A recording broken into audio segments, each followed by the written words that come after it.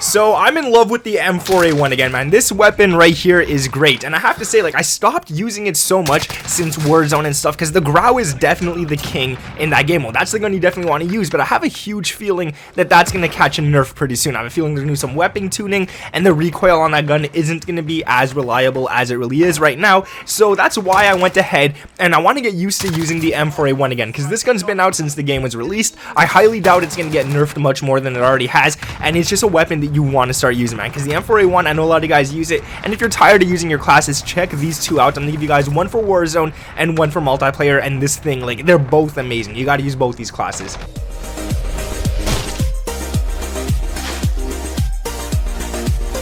What is up, guys? My name is Nick, and welcome back to another Modern Warfare OP class setup video, man. We're going back to the roots, the M4A1, everyone's old favorite gun before the Grau, and I have to say, man, we're going to be doing some nice classes with these. Before we get into this, guys, if you could drop a like, we're not going to set a goal or anything, just go ahead and do that, and let me know down in the comments below. Truthfully, I want to know which gun you guys like better between the M4A1 and the Grau. Just let me know down in the comments. I'm going to go with the Grau probably, but the M4A1 for multiplayer. So the Grau for Warzone, M4A1 for multiplayer. That's definitely how I'm feeling, and both these classes right here I'm gonna give you guys are great for that. Also, guys, subscribe to the channel if you're new around here with those notifications turned on, and let's get into the Warzone class setup first. And I'm gonna show you guys gameplay in the background on multiplayer, and that's where I do all my weapon testing, because it is the best place to do it. You guys could test range, you could test close range, and you can just get kill after kill after kill without worrying about dying first thing before the first circle even closes. So that's why you guys see multiplayer gameplay in the background. But this one right here, you can see it even works on multiplayer. So the first thing you want to run for the Warzone class setup is going to be the muzzle monolithic suppressor. You can't play,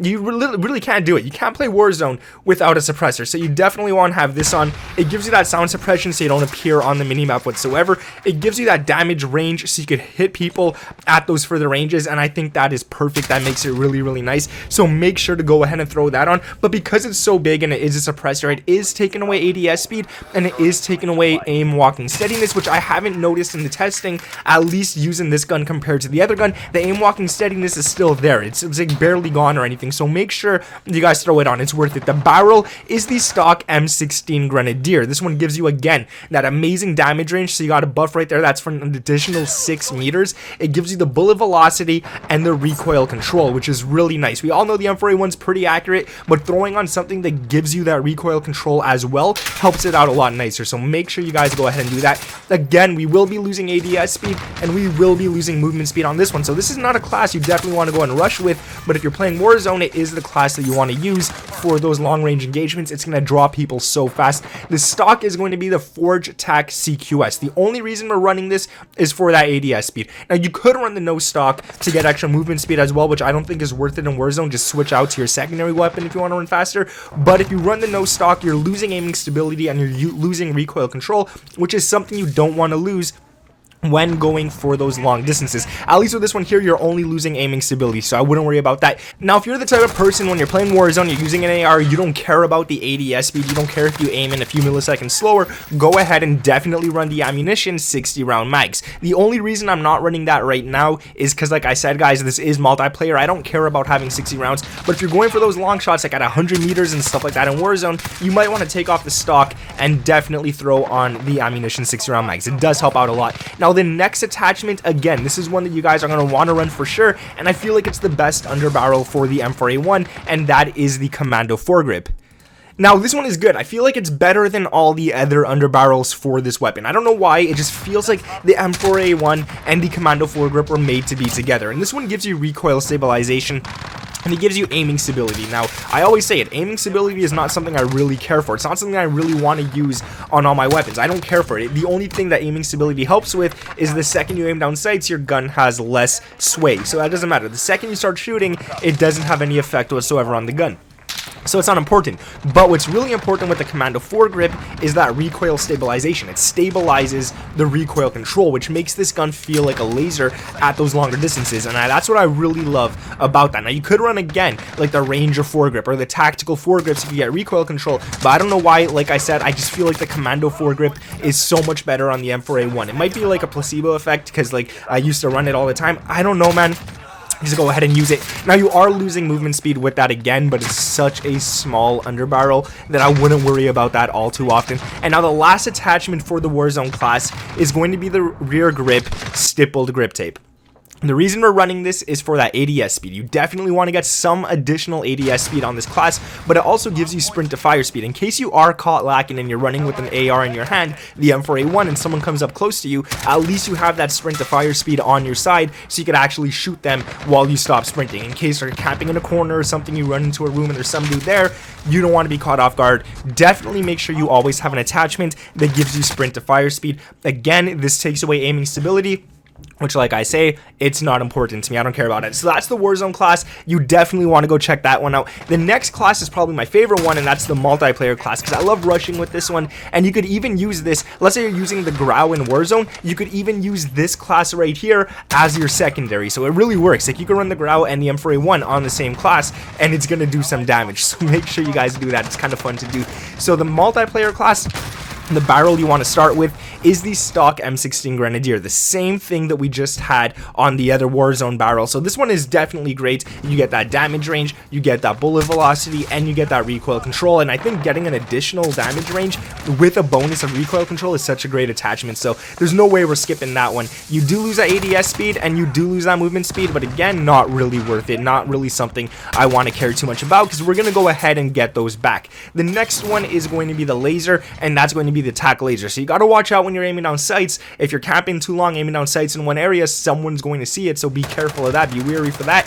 But it does give you ADS speed, which I really love about that laser. It gives you aiming stability, and it gives you aim walking steadiness. Now the 5MW laser is pretty cool too, because it gives you that sprint to fire, and it also gives you that hip fire accuracy, but I rather have that ADS speed on my side for this class right here. Hip firing with the M4A1 was not something I really like doing too much. Like, it's not that bad up close, but it's not that great when you're after the ranges. But check out this class in the background, man. Like, it's really nice. The stock here in multiplayer, thank God we could afford to run it, and that's going to be the no stock. You get that movement speed advantage, and you get some of that ADS that we did lose before. So we're already up a positive on ADS, but you do lose recoil control and aiming stability. So losing some recoil control is not something that you should worry all too much about, but it is, like, it's not that great. But we did get an attachment before with the barrel that gave us the recoil control, and the next attachment we're going to throw onto this class again is going to be giving us recoil control. So that's why I went ahead and threw on the no stock, and you barely notice it. Like, it gives you that additional ADS. You do notice that. You do notice that you're aiming down sights faster,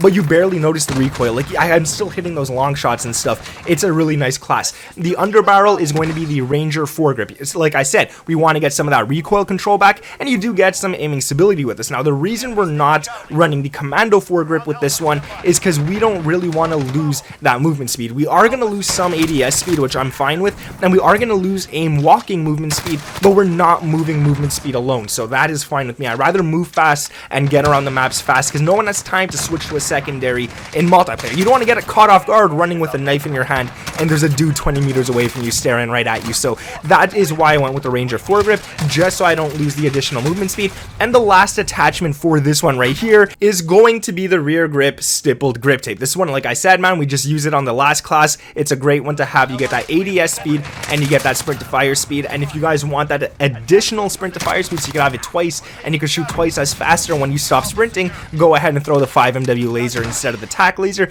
The only reason I don't like that is because if I'm staying still or something, I don't want my laser being visible. So that is one of the reasons why I don't run the 5MW laser, and people could see you running by from like a mile away if your laser shines in their direction. So I stick to the tac laser for that specific reason. Now, like I said, man, I don't know which class to pick here. Like, I feel the Warzone one is just super good at long range, and I feel like it kills faster than the Grau, but then I also feel like the multiplayer one is decent at long range, great up close, and it really shines in that mid-range gunfights. So I don't know, and I really like it because when you go up against SMGs at mid-range, it's gonna win 9 out of 10 gunfights. So that is one of the main reasons I like that class. Now, like I said, guys, earlier in the video, if you guys could let me know down in the comments below which weapon you guys like better, the Grau or the M4A1, I really want to know. And I do have a new Grau class that I want to share with you guys. It's a great one, and it's something a little weird. Like, I'm gonna be honest with you guys, it's a little weird, but it's a great class, so I do want to share that with you guys. So like I said, man, if we could just hit a like on this video, let me know you guys want to see that class set up next. That would be awesome. Subscribe to the channel if you guys are new around here with those notifications turned on as well. We're getting so close